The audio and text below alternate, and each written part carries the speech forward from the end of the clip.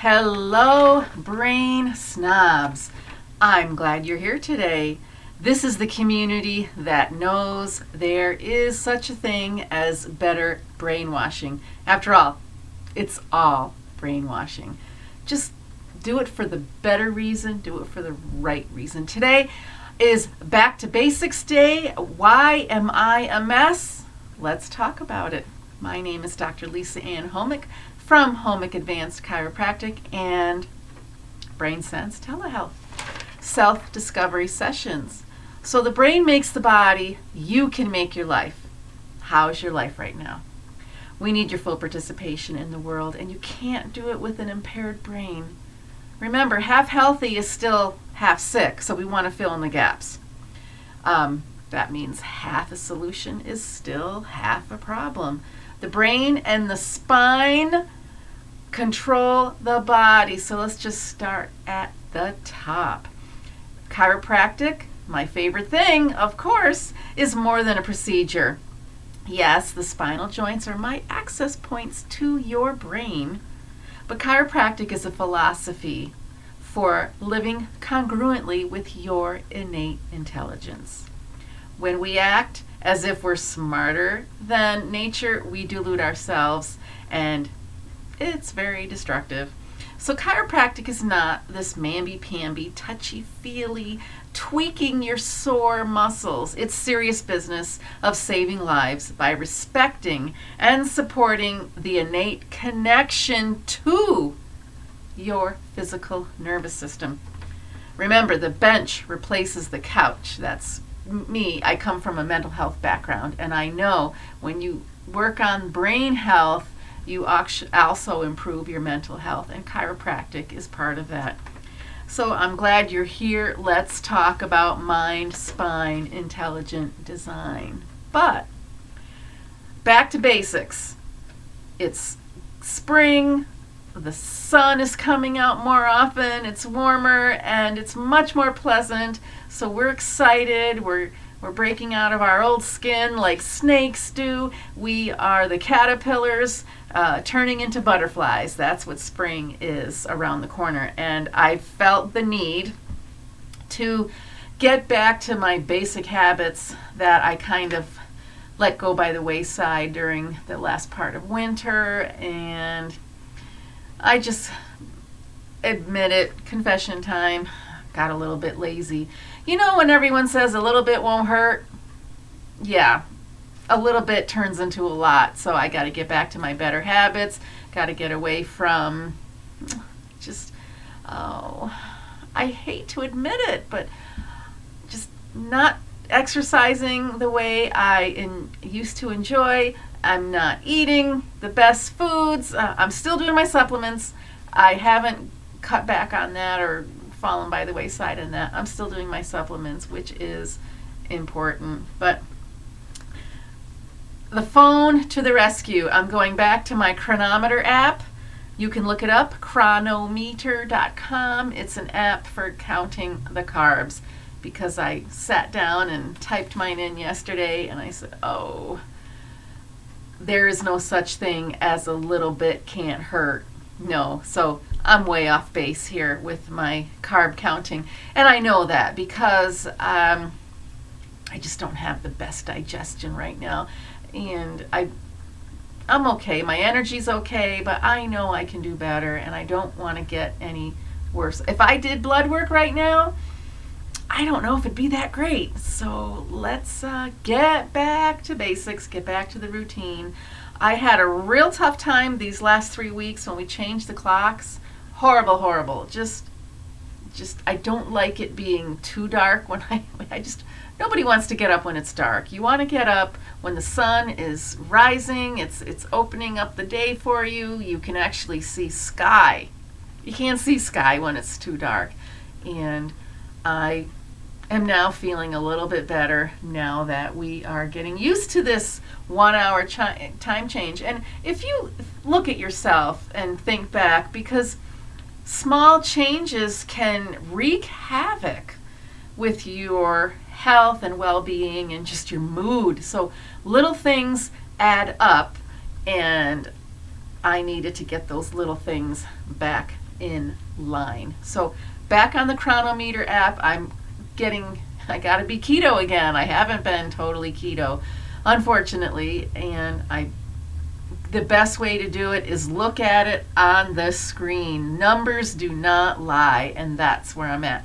Also, I tried out the Fastic app. I'm going to put in the show notes below these websites so you can look them up yourself. But I started my intermittent fasting last night about 7:15, and so the phone tells you where you're at every 3 hours or so. So you can look at it and say, oh wow, I'm in autophagy. That's great. I'm burning more fat. I'm burning ketones. Keep going, keep going. So it's a little cheerleading squad right here on the phone, and it will tell you how you're progressing, and you can keep track of that. And there I am, day 1 of using the Fastic app.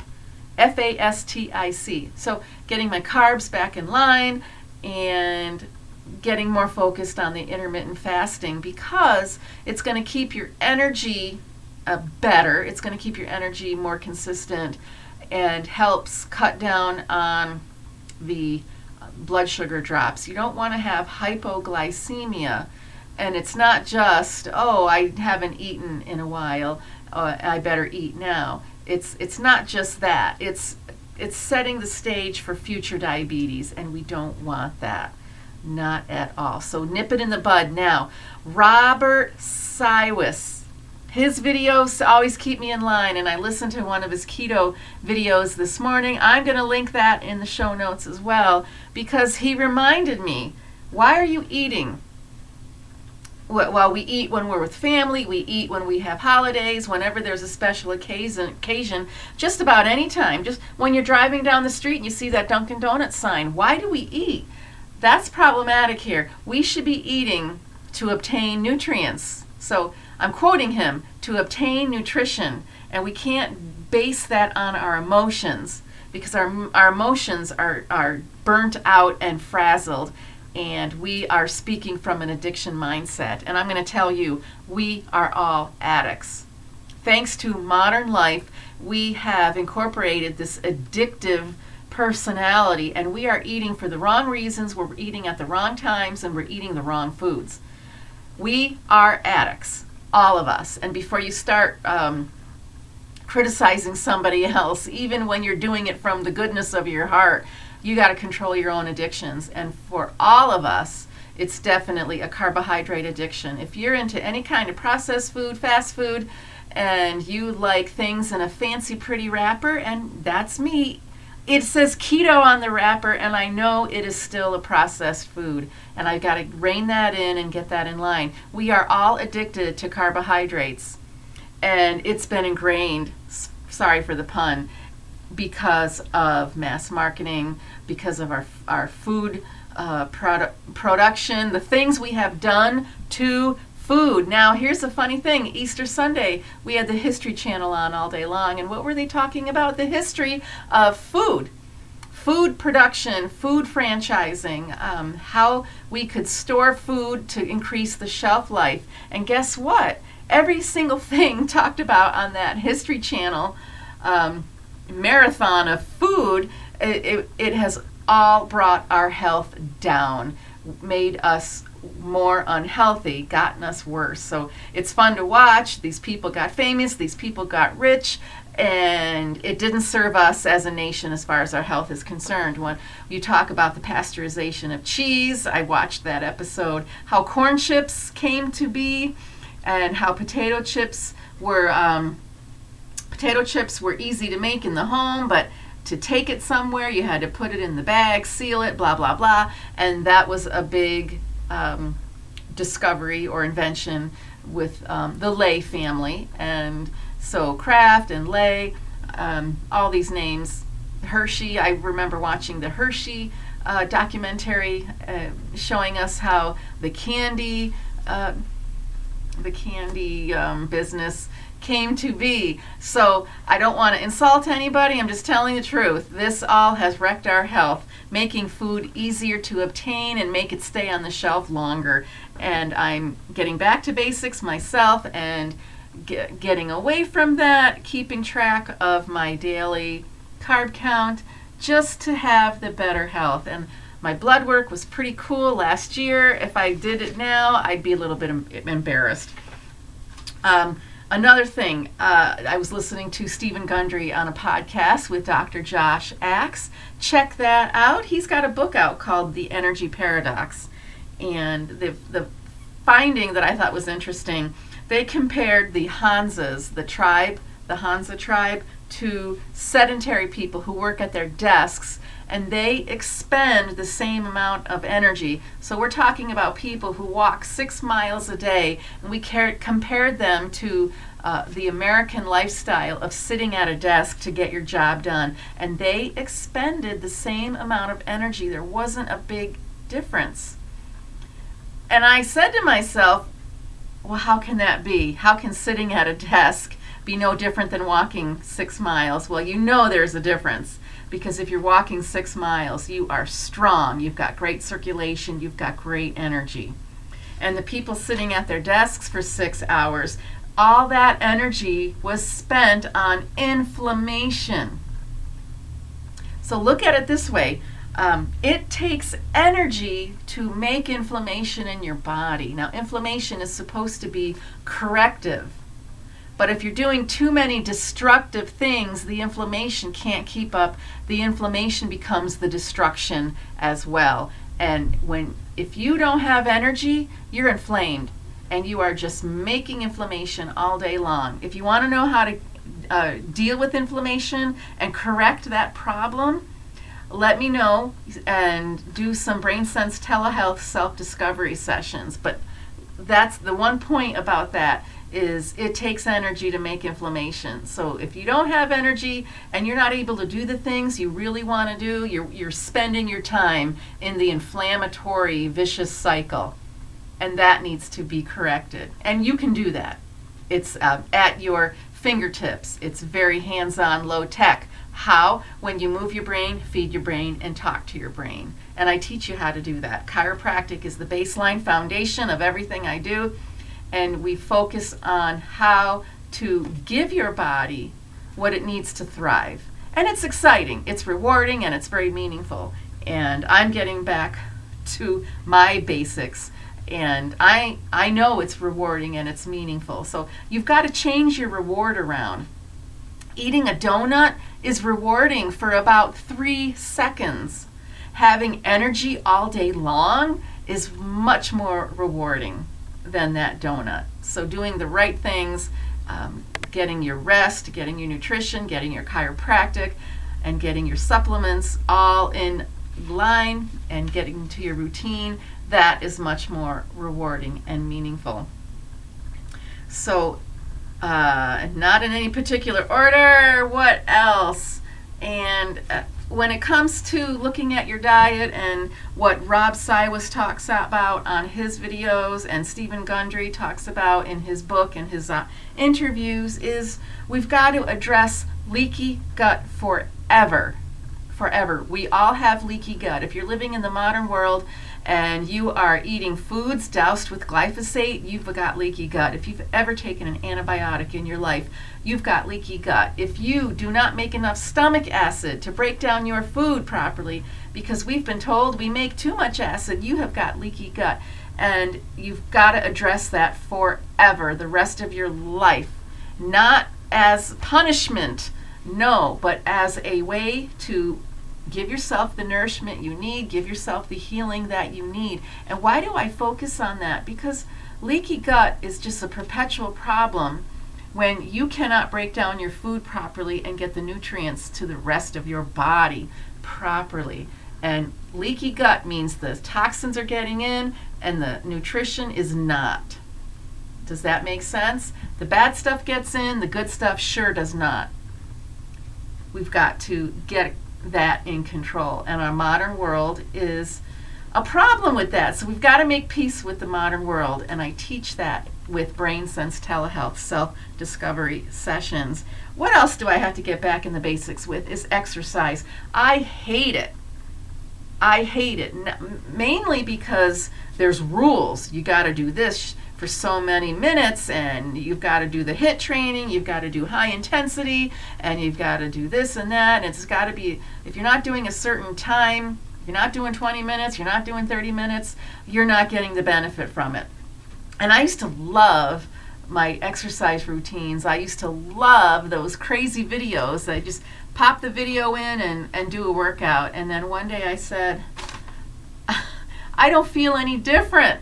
I don't feel like I'm making any more improvements with my fitness. And I quit.